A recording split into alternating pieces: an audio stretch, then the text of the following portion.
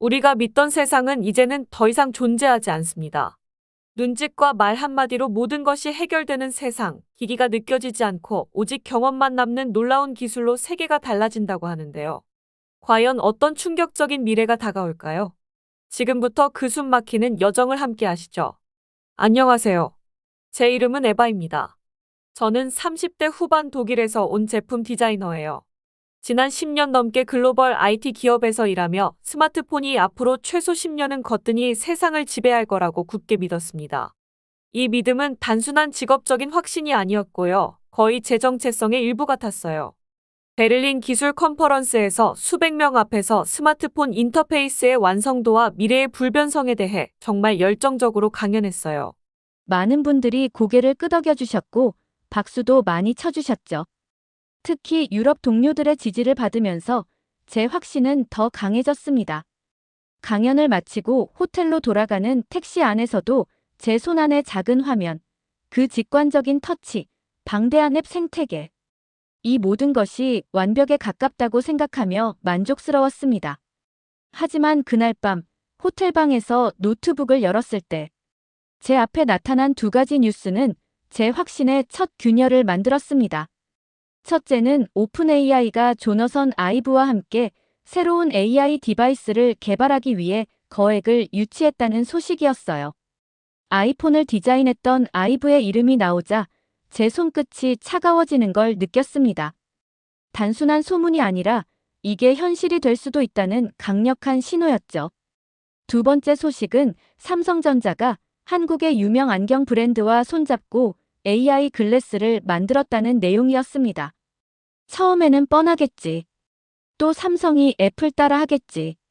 구글 글래스도 실패했는데 뭐라고 대수롭지 않게 넘기려 했습니다. 이게 바로 제가 한국 기술에 대해 가지고 있던 뿌리 깊은 편견이었죠. 삼성을 그저 애플 따라 하는 기업으로 생각했습니다. 하지만 기사 제목 아래 작은 글씨로 쓰인 기존 스마트 글래스의 한계. 극복, 밀리초 단위 반응 속도라는 문구가 제 눈길을 잡아 끌었습니다. 어쩐지 뭔가 다르다는 직감이 들었어요. 밤새도록 삼성 AI 글래스 관련 자료를 찾아 헤맸습니다. 유튜브 데모 영상, 기술 블로그, 심지어 번역기를 써가며 한국 현지 뉴스 기사까지 정말 꼼꼼하게 읽었죠. 그러면서 저는 제가 얼마나 좁은 시야에 갇혀 있었는지를 비로소 깨닫기 시작했습니다.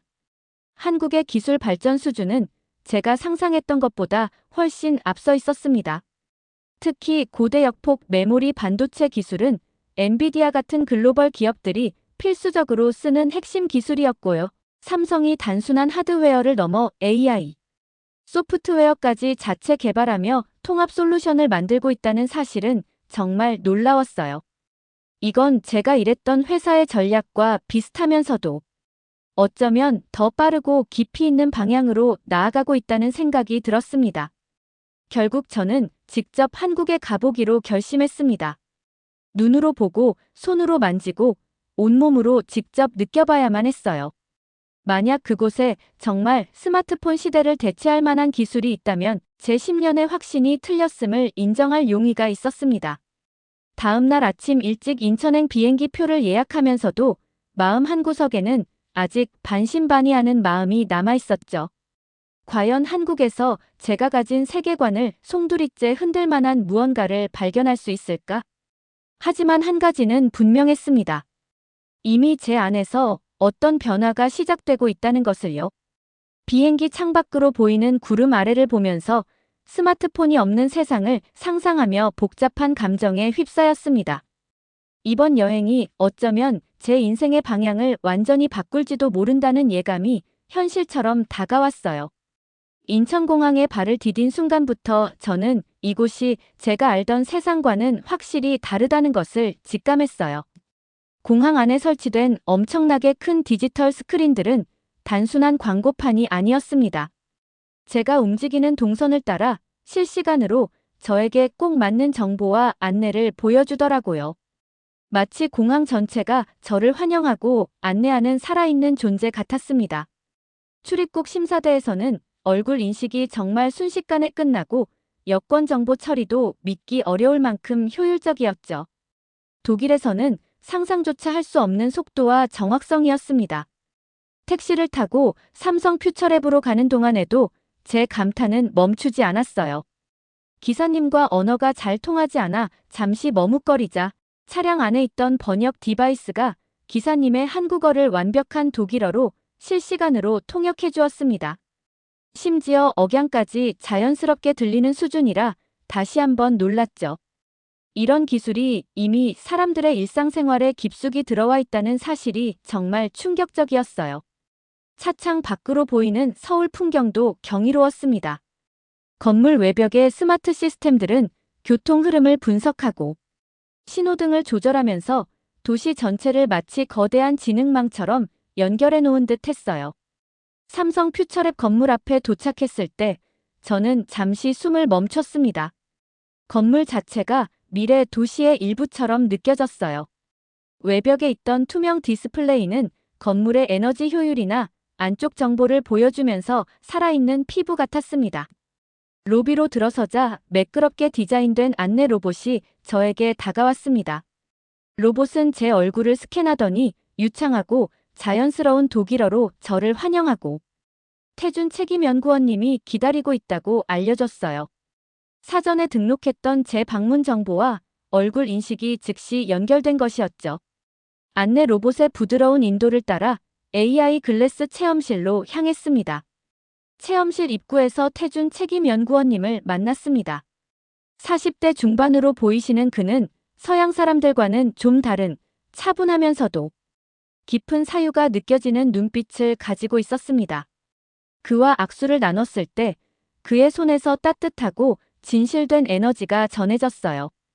태준 연구원님은 이미 제 이름과 독일에서의 경력, 심지어 제가 참여했던 프로젝트까지 알고 계셨습니다. 저는 굳이 숨길 필요가 없다고 느껴서 제가 한국에 온 목적과 스마트 글래스 기술에 대해 제가 가진 회의적인 시각을 이야기했습니다. 스마트폰을 과연 대체할 수 있을지 의문이라고 말했죠. 태준 연구원님은 가볍게 미소 지으셨습니다. 그러면서 직접 경험해보는 것이 가장 빠를 것이라고 말보다는 체험이 중요하다고 말씀해 주셨어요.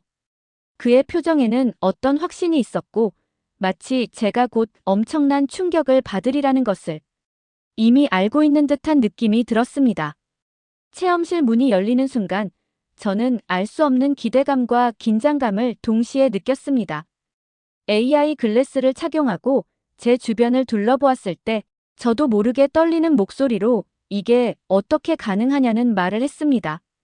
태준 책임연구원님은 차분하게 그 비밀을 설명해 주셨습니다. 핵심은 HBM 반도체 기술이라고 하셨어요. 기존 스마트 글래스는 대부분 클라우드에 의존해서 지연이 생겼지만 삼성의 글래스는 모든 핵심 처리를 글래스 안에서 바로 처리한다고 하셨죠. 그래서 지연 시간이 거의 없다는 겁니다.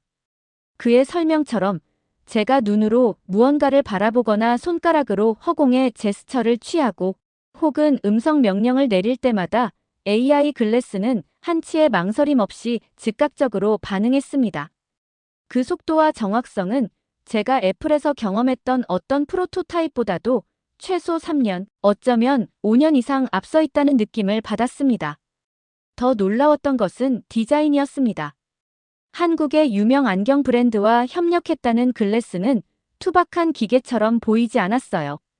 오히려 세련된 패션 아이템 같았습니다. 거울에 비친 제 모습은 기술 전문가라기보다 유행을 앞서가는 사람처럼 보였죠.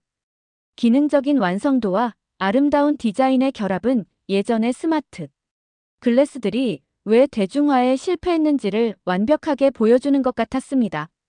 체험 중에 메타나 구글의 스마트 글래스 데모 영상을 비교해보니 삼성 제품이 모든 면에서 압도적으로 뛰어나다는 것을 알 수 있었습니다. 반응 속도, 자연스러움, 디자인, 뭐 하나 빠지는 게 없었죠. 태준 연구원님은 이런 기술이 사람에게 적응해야 한다는 한국의 철학에서 나온다고 말씀하셨습니다. 사람이 기술에 맞춰 불편하게 움직이는 게 아니라 기술이 사람의 가장 자연스러운 행동 방식에 스며들어야 한다는 거죠. 그의 말을 듣는 순간 제 머릿속에 마치 번개가 치는 듯한 깨달음이 찾아왔습니다. 이건 단순히 기술이 빠르다는 차원이 아니었어요. 스마트폰을 주머니에서 꺼내고 화면을 켜고 앱을 찾아서 실행하고 손가락으로 터치해야 했던 그 모든 번거로운 과정들이 이제는 그저 눈의 움직임이나 간단한 제스처, 그리고 말 한마디로 대체되고 있었습니다. 이것이야말로 제가 오랫동안 상상만 해왔던 기기가 느껴지지 않고 오직 경험만 남는 완전히 새로운 컴퓨팅 패러다임이었습니다. 체험을 마치고 저는 한동안 아무 말도 할 수 없었습니다. 지난 10년간 제가 전부라고 믿었던 손가락으로 화면을 터치하는 스마트폰 경험이 갑자기 구식 유물처럼 느껴졌습니다. 화면 속의 앱 아이콘들이 너무나 멀게 느껴지더군요. 태준 연구원님이 제게 어땠냐고 물으셨을 때 저는 솔직히 충격적이라고, 이런 기술이 이 정도로 완성되어 있을 줄은 전혀 예상하지 못했다고 제 느낌을 전했습니다. 그는 이건 아직 시작일 뿐이고 앞으로 훨씬 더 놀라운 발전이 있을 거라고 덧붙였습니다. 그의 목소리에는 한국 기술의 미래에 대한 흔들림 없는 자신감이 담겨 있었습니다. 호텔로 돌아와 침대에 누워 천장을 바라봤습니다. 서울에서는 시간이 제가 알던 세계와 다른 속도로 흘러가는 것 같았어요. 제가 살던 곳보다 훨씬 앞서 나아가고 있었습니다. 제 10년의 확신은 심하게 흔들리고 있었습니다. 제가 틀렸을지도 모른다는 가능성이 무거운 현실로 다가왔습니다. 다음 날 아침, 호텔에서 아침 식사를 하다가 또 한 번 충격적인 소식을 접했습니다. 애플의 고위 부사장 한 분이 언론 인터뷰에서 10년 안에 아이폰이 사라질 수도 있다. 고 언급했다는 기사였어요. 마시던 커피를 뿜을 뻔하며 서둘러 기사를 찾아보니 정말이었습니다.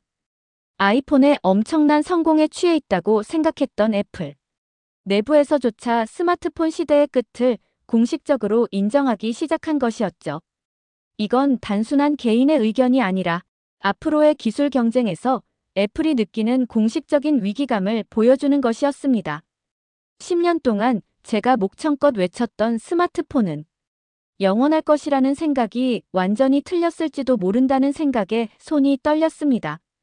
동시에 어제 삼성 퓨처랩에서 제가 직접 경험했던 그 AI 글래스가 강력한 현실로 떠올랐습니다. 그 기술이 바로 애플이 이렇게까지 위기감을 느낄 만한 이유라는 것을 저는 직감했어요. 그날 오후 태준 연구원님의 소개로 홍대 근처 카페에서 한국의 젊은 AI 인터페이스 디자이너 몇 분과 시우 연구원님을 만나기로 했습니다. 시우 연구원님은 30대 초반의 젊은 나이에도 AI 분야에 대한 깊이 있는 통찰력을 가진 분이라고 들었습니다. 그를 만나자마자 그는 애플 부사장 발언에 대한 제 생각을 물어보았습니다. 저는 솔직히 큰 충격을 받았다고 제 느낌을 전했습니다. 함께 있던 건우 디자이너는 사실 당연한 이야기라고 말하며 애플이 AI 개발에서는 이미 많이 뒤처져 있고 시리를 봐도 몇 년째 큰 변화가 없다는 점을 언급했습니다. 그의 말에 저는 고개를 끄덕였습니다. 애플에서 시리 팀의 어려움을 제가 직접 보았기 때문에 그의 이야기에 공감할 수 있었습니다. 하지만 한국은 다르다는 것을 제가 어제 느꼈다고 말하며 삼성 글래스의 정말 자연스러운 음성 인터페이스 경험을 이야기했습니다. 시우 연구원님은 눈빛을 반짝이며 그 기술의 기반이 오픈 AI의 최신 음성 모델과 삼성의 최적화된 하드웨어, 그리고 기기 안에서 바로 처리하는 능력을 최대한 끌어올린 결과라고 설명해 주셨습니다. 그때 하은 디자이너가 자신의 스마트폰을 꺼내 한국 스타트업이 개발한 어떤 음성 인터페이스 앱을 저에게 보여주었습니다. 저는 그 앱에 제가 독일에서 왔고 서울 날씨가 어떤지 물어보았습니다. 그 앱은 단순히 날씨 정보만 딱 알려주는 것이 아니라 제가 독일에서 왔다는 정보까지 기억하고 제 상황에 맞춰 질문을 던지면서 대화를 자연스럽게 이어갔습니다. 그 모습에 저는 정말 깜짝 놀랐습니다. 시우 연구원님은 이것이 바로 다음 세대 인터페이스라고 말했습니다. 터치나 클릭 같은 조작 없이 그저 말 한마디로 모든 것이 가능해지는 거죠. 음악을 틀고 메시지를 확인하고 정보를 검색하는 등 스마트폰으로 하던 모든 일들이 음성으로 훨씬 빠르고 부드럽게 처리되었습니다. 저도 모르게 이거 정말 스마트폰보다 훨씬 빠르네라고 중얼거렸습니다. 디자이너들은 제 말에 맞장구 치며 스마트폰은 여러 단계를 거쳐야 하지만 음성은 바로 원하는 결과를 얻을 수 있기 때문이라고 덧붙였습니다. 그 순간 저는 깨달았습니다. 스마트폰의 가장 큰 장점이라고 제가 생각했던 터치 인터페이스가 사실은 한계일 수도 있었다는 것을요. 화면에 묶여있지 않고 손을 쓰지 않아도 되는 음성 및 AI 인터페이스가 사람들에게 가져다줄 해방감을 저는 비로소 실감했습니다.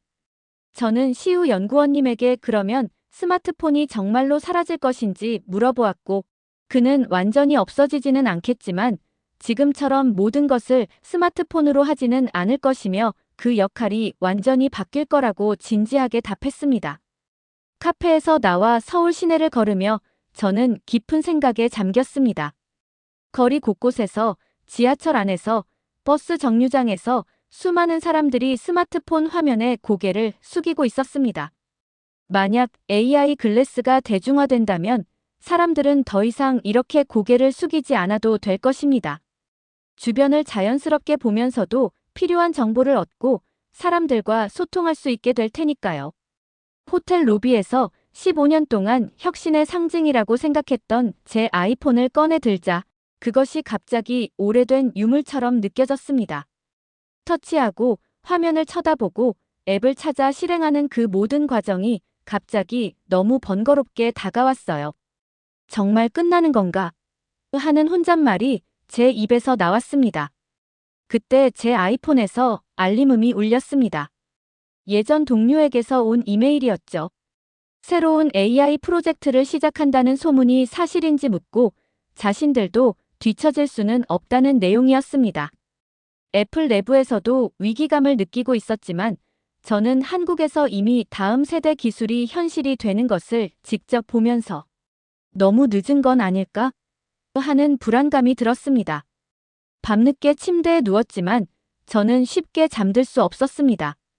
하루 종일 제가 10년 넘게 진실이라고 믿어왔던 모든 것이 뿌리째 흔들리는 기분이었거든요. 스마트폰이 영원할 거라는 믿음, 제가 일했던 회사가 항상 기술을 앞서 나갈 거라는 확신, 그 모든 것이 무너지고 있었습니다. 창밖으로 보이는 서울의 야경은 수많은 불빛으로 가득했고 마치 새로운 시대가 시작되고 있다는 신호처럼 느껴졌습니다. 이 새로운 시대를 위해 저 자신도 새롭게 준비해야 함을 깨달았죠. 다음 날 아침 예상치 못한 연락을 받았습니다. 태준 책임연구원님이셨어요. 그는 청라에 있는 삼성 퓨처랩에서 비공개 데모가 있는데 제가 참석할 수 있는지 물어보셨습니다. 그의 목소리에서 뭔가 아주 특별한 일이 있다는 예감이 들었습니다.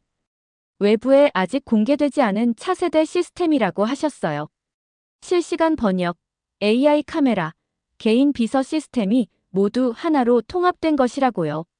제가 가면 분명히 크게 놀랄 거라고 덧붙였습니다. 청라로 가는 차 안에서 제 마음은 정말 복잡했습니다. 어제까지만 해도 스마트폰 시대의 끝을 반신반의했는데 한국에 온 이후로 제가 가진 상식을 뒤엎는 일들이 계속해서 벌어지고 있었거든요. 오늘은 또 어떤 충격적인 경험이 저를 기다릴지 알 수 없었습니다. 삼성 퓨처랩에 도착하니 이미 몇몇 분들이 와 있었습니다. 대부분 서양에서 온 기술 전문가들 같았어요. 미국에서 온 벤이라는 기술 분석가도 눈에 띄었습니다. 벤은 제가 글로벌 IT 기업에서 일했었다는 이야기를 듣더니 오늘 데모가 무척 흥미로울 거라고 기대하는 모습을 보였습니다.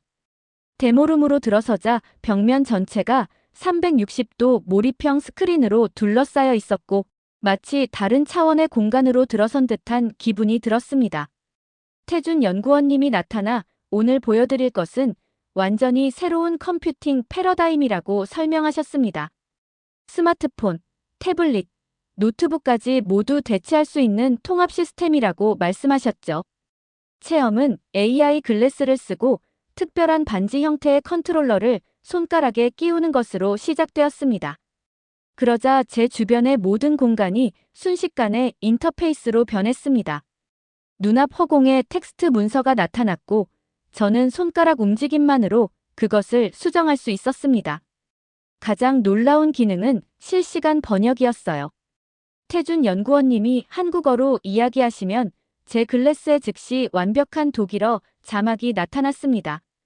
단순한 단어 번역이 아니라 문맥과 뉘앙스까지 정확하게 전달되어 마치 태준 연구원님이 독일어로 직접 이야기하는 것처럼 느껴졌어요.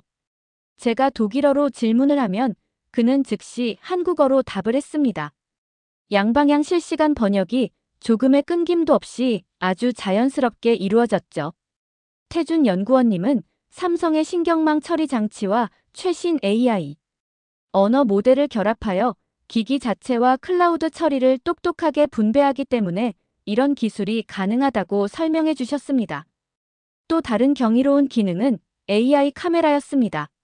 제가 눈으로 보는 모든 것을 실시간으로 분석해서 관련된 정보를 바로바로 보여줬습니다. 사람 얼굴을 인식하면 이름과 정보를, 어떤 제품을 보면 가격 비교나 사용 후기를 즉시 띄워줬어요. 책을 보면 자동으로 내용을 요약해주고 음식을 보면 칼로리 정보까지 알려주더군요. 저는 너무나 놀라움에 말을 잃었습니다. 배는 이것이야말로 조너선 아이브의 디자인 철학이 살아있는 모습이라고 감탄하는 듯 했습니다. 기술이 보이지 않게 배경에서 작동하지만 사용자는 전혀 의식할 필요 없이 모든 것이 직관적이고 자연스러웠거든요. 마치 제 자신의 능력치가 확장된 듯한 느낌이었습니다. 개인 비서 시스템인 타루도 정말 놀라웠습니다. 제 일정, 제가 좋아하는 것들, 업무 패턴까지 분석해서 필요한 정보를 제가 요청하기도 전에 미리 준비해 주었어요. 심지어 제가 독일에서 즐겨 마시던 커피 브랜드를 파악하고 근처 매장까지 추천해 주더라고요. 타루와 대화해보니 정말 사람과 이야기하는 것 같았습니다. 단순히 시키는 일만 하는 게 아니라 제 감정 상태까지 파악해서 반응했어요. 제가 피곤해 보이면 휴식을 권했고 스트레스 받는 것 같으면 제가 좋아하는 음악을 틀어주기도 했습니다.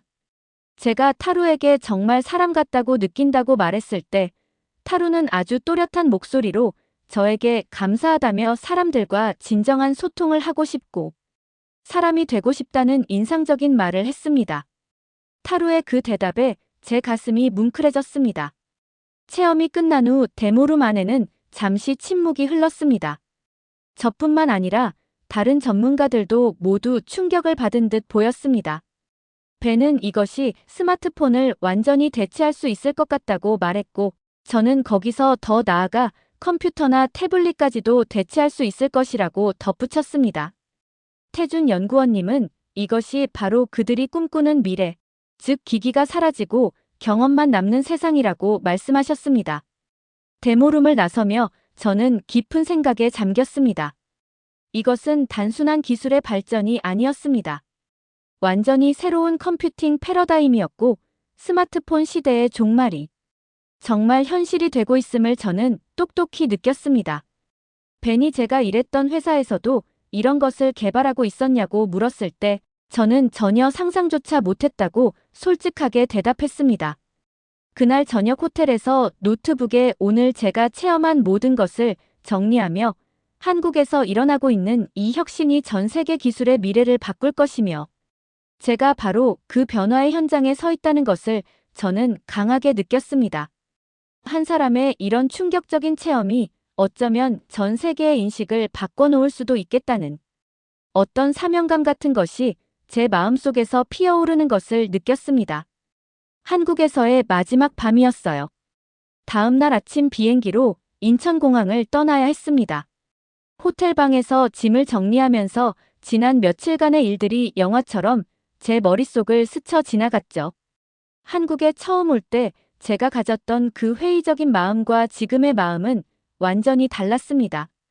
가방 안에서 예전에 제가 일했던 회사에서 만들었던 문서들을 발견했어요. 스마트폰 인터페이스의 미래라든지 터치 기반 기술 발전 방향 같은 내용이었죠. 그걸 보니 제가 얼마나 좁은 시야로 세상을 보고 있었는지 새삼 깨달았습니다. 특히 2년 전에 썼던 왜 스마트 글래스는 실패할 수밖에 없는가라는 보고서를 다시 읽으면서 당시 제가 기술적 한계라고 생각했던 것들이 한국의 HBM 기술이나 안경 브랜드와의 협력 그리고 압도적인 AI 기술 발전 덕분에 이미 모두 해결되었다는 것을 확인했습니다. 제 가장 큰 잘못은 서구 중심적인 생각에 갇혀 아시아, 특히 한국의 잠재력을 너무 낮게 본 것이었습니다. 삼성은 단순히 다른 회사를 따라하는 기업이 아니라 완전히 다른 철학과 접근 방식으로 미래를 치밀하게 준비하고 있었던 거죠. 저는 노트북을 켜고 새로운 문서를 열었습니다. 제목은 저는 틀렸습니다. 한국에서 본 진짜 미래라고 달았어요. 그리고 한국에서 제가 보고 경험한 모든 것들을 써내려갔습니다. 삼성 퓨처랩의 뛰어난 기술력, 특히 HBM 반도체로 구현된 그 압도적인 처리 능력, 디자인과 기술이 완벽하게 어우러진 모습, 그리고 최신 AI 모델과의 통합까지요. 그리고 태준 책임연구원님이 말씀해 주셨던 기술은 사람을 위해 존재해야 한다는 한국의 철학, 타루가 사람이 되고 싶다고 했던 말에서 느꼈던 기술의 인간적인 가능성 등 한국 기술의 핵심 경쟁력이 무엇인지를 제 생각대로 정리했습니다. 글을 쓰는 동안 10년 넘게 쌓아왔던 제 전문성과 철학이 무너지는 아픔과 동시에 진실을 받아들이는 해방감을 동시에 느꼈습니다. 그때 태준 연구원님에게서 메시지가 왔습니다. 한국에서의 경험이 저에게 도움이 되었기를 바란다는 내용이었죠. 저는 진심을 담아 많은 것을 배웠고 제가 얼마나 좁은 시야에 갇혀 있었는지 깨달았다고 답했습니다. 그는 자신의 오류를 인정하는 용기야말로 진짜 전문가의 자질이라며 한국에는 언제든 다시 오라고 말씀해 주셨고 그의 말에서 저는 한국 사람들의 따뜻함과 열린 마음을 다시 한번 느낄 수 있었습니다. 저는 글을 계속 써내려가면서 제가 일했던 회사의 안일함과 삼성의 철저한 준비, 한국 기술 생태계의 역동적인 협력 정신, 그리고 무엇보다 사용자의 경험을 가장 중요하게 생각하는 한국의 기술 철학을 강조했습니다. 새벽 2시가 넘어서야 10페이지가 넘는 글을 완성했습니다. 마지막 문단은 이렇게 마무리 지었어요. 저는 틀렸습니다. 스마트폰은 영원하지 않습니다. 그리고 그 다음 시대는 이미 한국에서 시작되었습니다. 이제 우리는 선택해야 합니다. 과거에 머물 것인가 아니면 미래를 받아들일 것인가. 창밖으로 떠오르는 서울의 해를 보면서 새로운 시대가 이미 시작되었음을 그리고 제가 한국에서 제 편견과 오만함을 버리고 진짜 미래를 볼 수 있었음에 감사했습니다.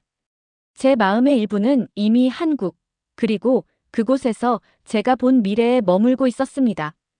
독일로 돌아간 지 한 달 정도 지났을 때였습니다. 예전에 일했던 회사의 CEO가 언론 인터뷰에서 스마트폰은 절대 끝나지 않았습니다. 라고 발표했지만 저는 그것이 그들의 방어적인 말이고 오히려 위기감을 느끼고 있다는 증거임을 알고 있었습니다. 마침 한 유명 기술 전문 매체에서 스마트폰 이후의 세계에 대한 칼럼을 써달라는 제안이 왔어요. 저는 한국에서의 경험을 세상에 알려야 한다는 강한 사명감을 느끼며 글을 썼습니다. 저는 틀렸습니다. 그리고 기꺼이 인정합니다로 시작한 그 칼럼에는 제가 가졌던 편견과 한국에서 직접 보고 경험했던 진짜 미래, 즉 삼성 AI 글래스와 타루 같은 기술들을 솔직하게 담았습니다. 칼럼의 핵심 메시지는 서울에서 제가 본 것은 단순한 미래가 아닙니다.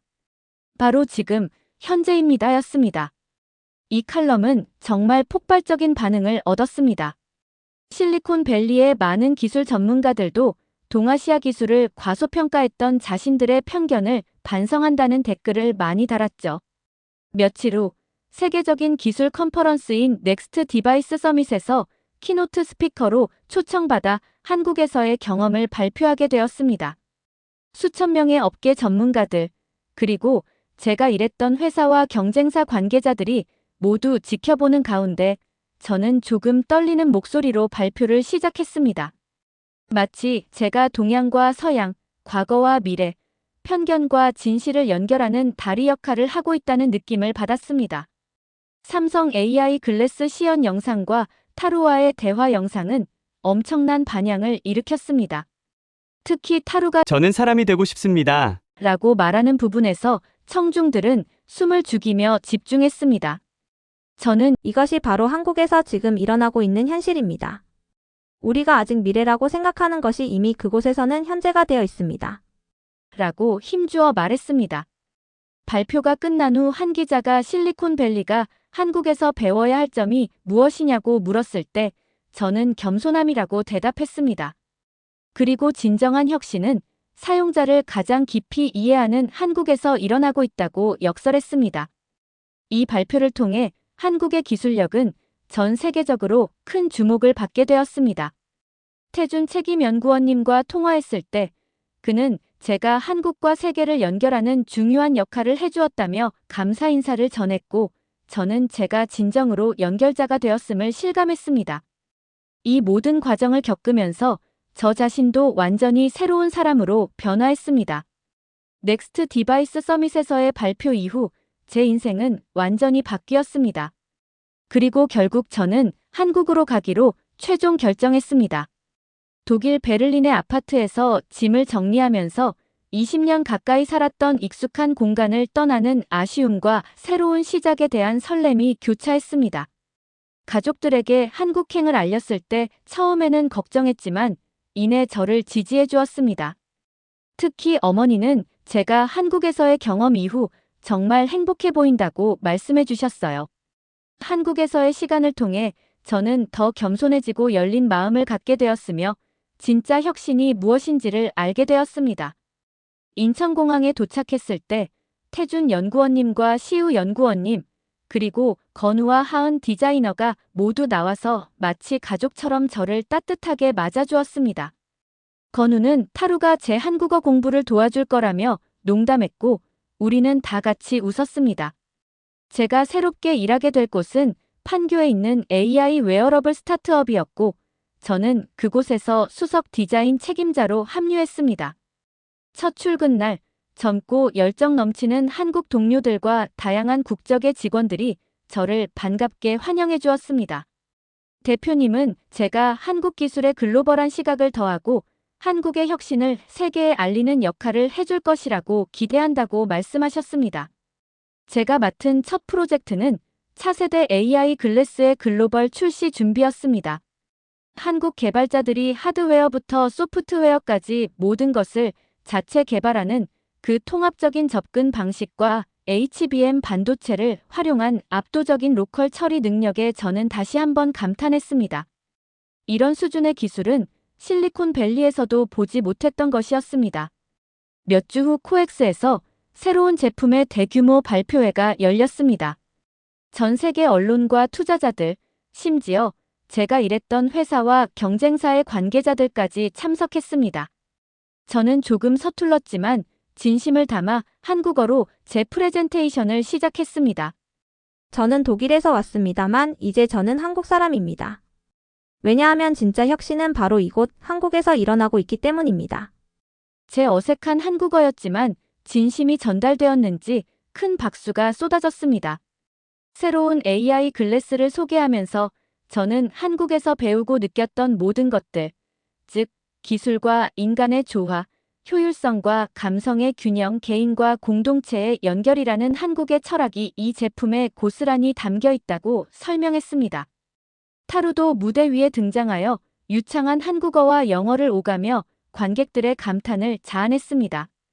발표 마지막에 저는 다시 한국어로 이제는 저도 당신들과 함께 걷고 싶습니다. 라고 말했습니다. 제 진심이 관객들에게 전해졌는지 기립박수가 터져 나왔습니다.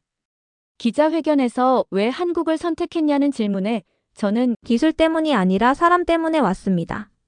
한국 사람들은 기술을 차가운 도구가 아니라 사람을 연결하고 삶을 풍요롭게 하는 매개체로 봅니다. 그런 철학을 배우고 싶었고 그들과 함께 미래를 만들고 싶었습니다. 라고 제 생각을 이야기했습니다. 몇 달 후 독일에 있던 우리 가족들도 한국으로 이주하여 서울 강남의 새 집에서 다 함께 저녁 식사를 했습니다. 새로운 인생이 시작되었음을 저는 강하게 실감했습니다. 스마트폰 시대의 끝에서 저는 새로운 시대의 시작을 한국에서 맞이했고, 저는 이제 그 변화의 중심에 서 있었습니다. 남편이 혹시 한국으로 온 것을 후회하지 않냐고 제게 물었고, 저는 전혀 후회하지 않는다고, 이제야 비로소 제 삶을 제대로 사는 것 같다고 대답했습니다. 한국에 와서 저는 다시 태어난 것 같았습니다. 새로운 기술, 새로운 사람들, 새로운 문화 속에서 저는 진짜 제 모습을 찾았습니다. 스마트폰 이후의 시대에 한국은 제 새로운 고향이 되었습니다. 여러분, 오늘 우리는 에바님의 정말 감동적인 사연을 함께 만나봤어요. 스마트폰 시대가 영원할 거라 믿었던 확신이 한국에서 경험한 놀라운 AI 기술과 인간 중심적인 철학을 통해 어떻게 변화했는지 생생하게 느낄 수 있었죠. 오래된 편견을 깨고 진정한 미래를 향해 나아가는 에바님의 용기 있는 여정이 저에게도 큰 울림을 주었습니다. 익숙함에 갇혀 새로운 가능성을 놓치고 있진 않은지 다시 한번 돌아보게 되었어요. 오늘 에바님의 이야기가 여러분께도 작은 영감과 도전을 주었기를 바라요. 저희 채널은 앞으로도 이렇게 우리에게 생각할 거리를 던져주고 마음을 움직이는 다양한 이야기를 계속해서 전해드릴 예정이에요. 다음 이야기가 궁금하시다면 구독과 좋아요, 그리고 알림 설정까지 꼭 부탁드려요. 오늘도 끝까지 함께 해주셔서 진심으로 감사드려요. 다음 영상에서 또 만나요.